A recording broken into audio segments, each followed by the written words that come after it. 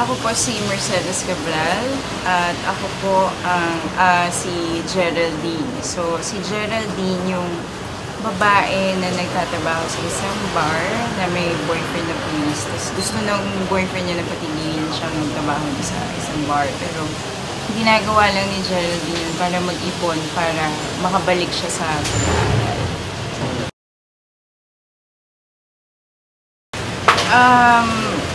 Magkaibigan kami sa Facebook ni Direk Esing Cruz na. And then may message siya sa akin na may ginagawa daw siya na full-length film. So, binigay ko sa kanya yung number ng manager ko, nakapag-usap sila. And then, pina-email ko yung script, nabasa ko yung script.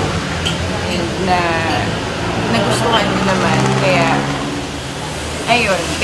Kaya ako nandito ngayon. At nagpapasalamat ako dahil siyempre, binigyan niya ako ng pinagkakatiwalaan niya ako para gampanan yung character ni Jenny.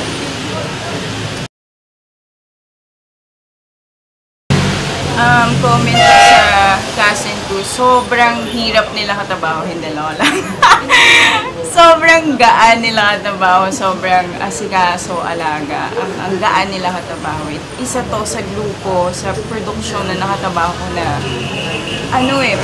parang hindi ako nagtatabaho kasi sobrang gaan ng lahat. So, ayun, nakakatuwa.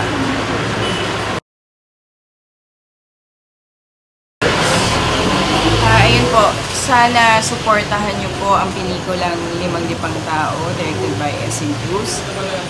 Napaka-interesting ng story po niya and yung mga characters po. At sana po ipagpatuloy niyo lang po suportahan ang pelikulang Pilipino. Maraming salamat. And cut. Beautiful.